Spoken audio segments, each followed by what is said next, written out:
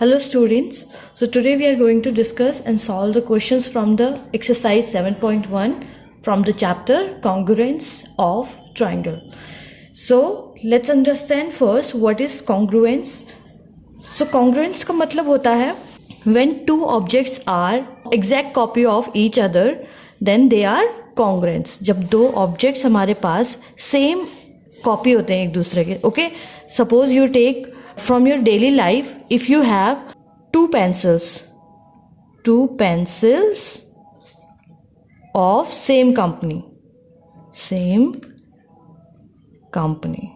okay, so two pencils of same company, suppose आपने दो नटराज की पेंसिल ली है तो वो नटराज की पेंसिल क्या है, दोनों एक दूसरे की एग्जैक्ट कॉपी होती हैं. ओके, सो इसी तरीके से ऐसे ऑब्जेक्ट्स जो सेम शेप और साइज के होते हैं एक दूसरे के वो कॉन्ग्रुएंस कहलाते हैं. ओके, कभी कभी हम इक्वल भी बोल देते हैं लेकिन यहाँ पर हम सही टर्म यूज करेंगे congruence. Okay, now other example of congruence are the pages of a notebook. Okay, so किसी एक नोटबुक के अंदर जितने भी पेजेस होंगे वो सारे के सारे पेजेस एक दूसरे के जैसे होते हैं. Okay, suppose this is a notebook, so इसके अंदर जितने भी पेजेस हैं वो सब एक दूसरे के इक्वल साइज और शेप के हैं. ओके, तो वो क्या होंगे, congruence. Okay, now in this chapter we will mostly talk about the congruence of triangle. Okay, but before that let's understand the congruence of two lines. Okay, so what is congruence of line segments? Suppose I draw here a line this. Okay, so this is a line segment and another line this. Okay, so if these two lines are of same measurement, अगर ये line 5 centimetre की है तो ये line भी अगर 5 centimetre की है तो दोनों क्या होंगी, आपस में कॉन्ग्रुएंस होंगी. ओके, तो हम कहेंगे कि दोनों लाइंस कॉन्ग्रुएंट लाइंस हैं. Okay, and if there is a line this and this is of measure 7 centimetre, so suppose ये लाइन 7 सेंटीमीटर है तो ये लाइन इस 5 सेंटीमीटर की लाइन को पूरी तरीके से ढक तो लेगी अगर हम इसके ऊपर इसको रख दें, बट इसका कुछ पार्ट बच जाएगा. ओके, सो ये एक दूसरे के इक्वल नहीं है. इसका मतलब हम लाइन की कॉन्ग्रुएंसी कैसे चेक करेंगे, अगर वो दोनों लाइन सेम मेजरमेंट की हैं तो वो कॉन्ग्रुएंस होंगी. Okay, now next is congruence of angles. अब कॉन्ग्रुएंस ऑफ एंगल्स क्या हुआ, suppose there is this angle that is 40 degree in measure. Okay, and this angle that is also 40 degree in measure, but इसमें जो line की lengths हैं वो छोटी हैं. ओके, तो यहाँ पर अगर हम एंगल्स का कॉन्ग्रुएंस देख रहे हैं तो हम केवल एंगल्स का मेजरमेंट देखेंगे. ओके, अगर दोनों एंगल्स सेम मेजरमेंट के हैं, दोनों 40-40 हैं तो ये कॉन्ग्रुएंस होंगे. ओके, बट हम यहाँ पर लाइंस को नहीं चेक करेंगे कि इसकी जो रेज है, इस एंगल में जो रेज हैं उनकी कितनी लेंथ है वो हम चेक नहीं करेंगे. So in this angle the length of the lines are longer and in this angle the length of the rays और lines are not that longer. Okay, so हम क्या करेंगे, यहाँ पे केवल एंगल्स का मेजर चेक करेंगे कि एंगल कितना बन रहा है. सो यहाँ पे 40 डिग्री एंगल है, यहाँ पे भी 40 डिग्री एंगल है, दोनों इक्वल हैं, इसका मतलब ये दोनों एंगल्स क्या है, कॉन्ग्रुएंस होंगे. Okay, now next is congruence of triangle. So congruence of triangle का मतलब क्या है कि जब दो triangle, suppose this is first triangle A B C and this is another triangle P Q R.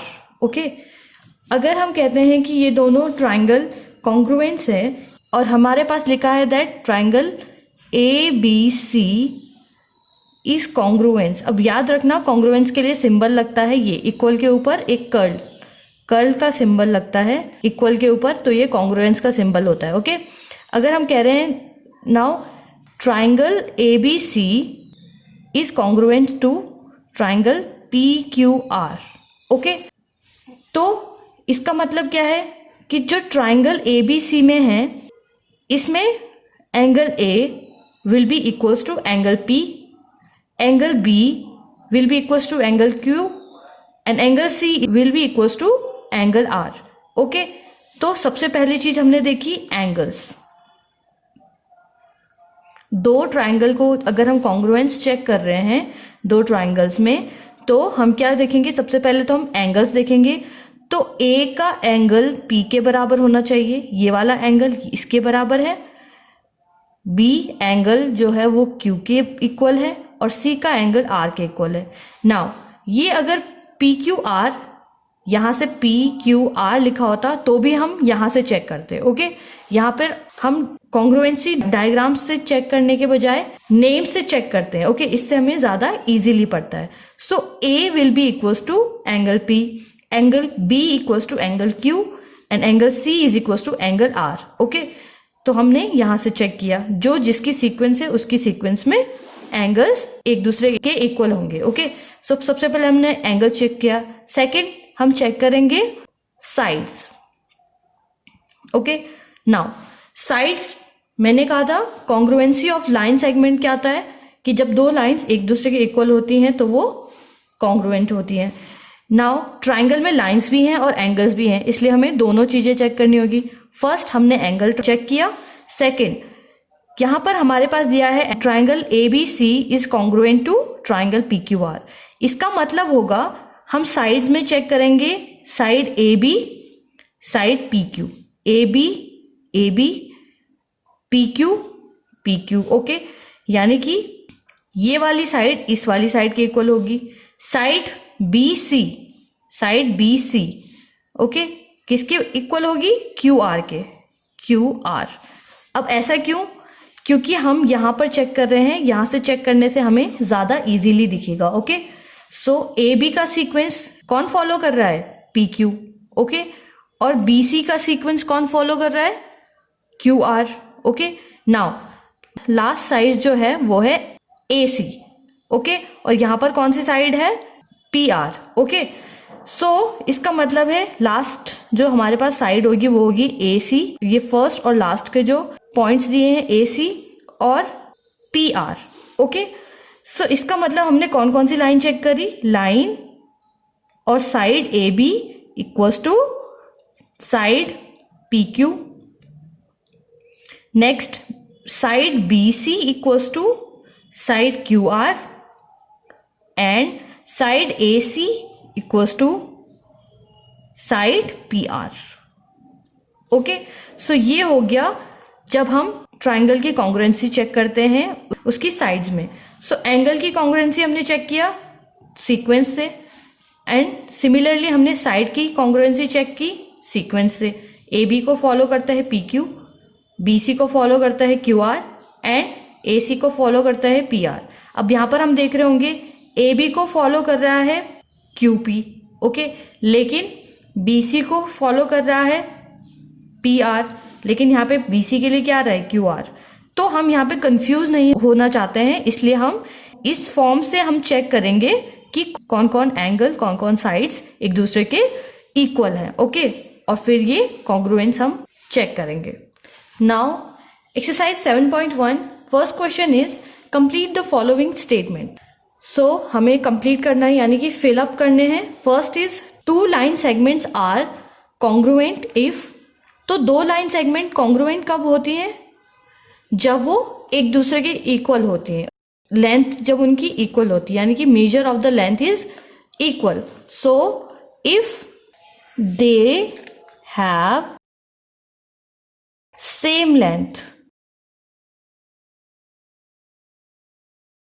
Okay, तो दो लाइन सेगमेंट कब कॉन्ग्रुएंट होंगी, जब उनकी सेम लेंथ होगी। Okay, be among two congruent angles one has measure of 70 degree, the major of other angle is.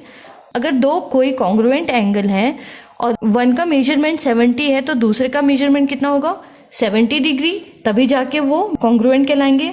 So measure of other angle is also 70 degree. Okay, see when we write angle A is equals to angle B, we actually mean, जब हम लिखते हैं कि angle A और angle B एक दूसरे के equal हैं, इसका मतलब क्या है?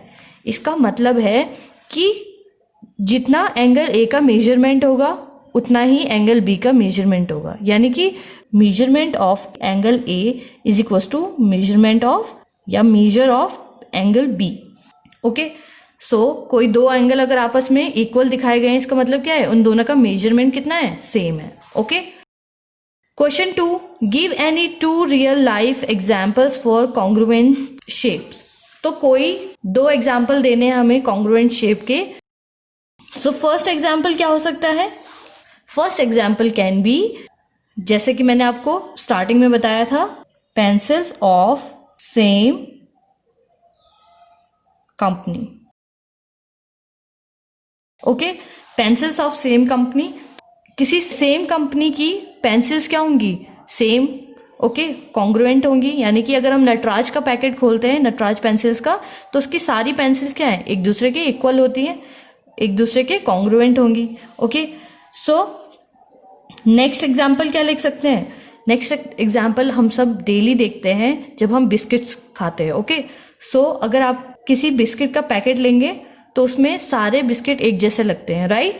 सो वो क्या है? कॉन्ग्रुएंट है।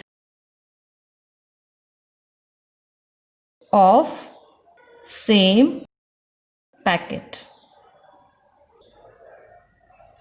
ओके, तो ये रहे आपके एग्जाम्पल्स कॉन्ग्रुएंट शेप्स के। Question number 3 is, if triangle ABC is congruent to triangle FED under the correspondence ABC, then the double side arrow FED, write all the corresponding congruent part of the triangle. So congruence का मतलब क्या था? congruence का मतलब है कि suppose we have given this triangle ABC, and this is triangle FED. Okay, so correspondence का मतलब है कि AB के करस्पॉन्डेंस कौन है? FE. So if we have given ABC, ये है इसके corresponding, ABC is corresponding to FED. Okay, और हमारे पास कॉन्ग्रुएंसी क्या दिया है?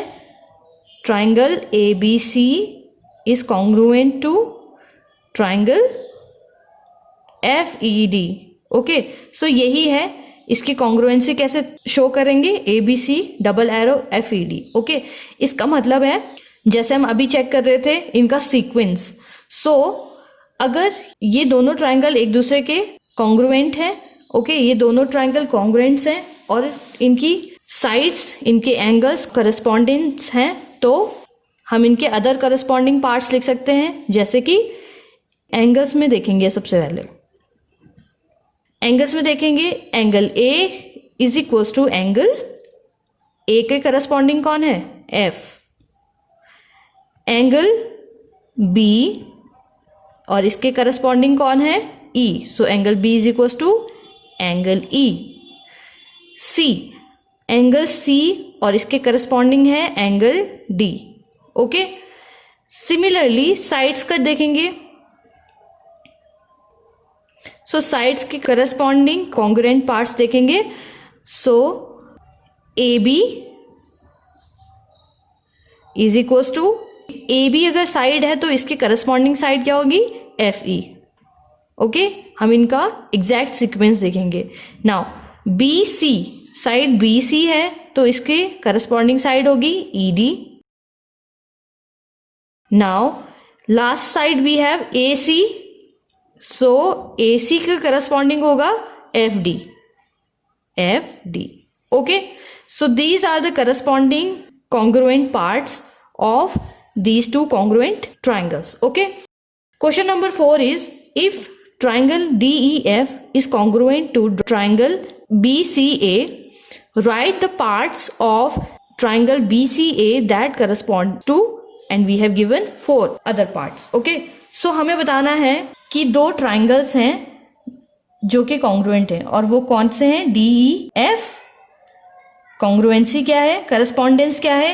DEF is correspond to BCA.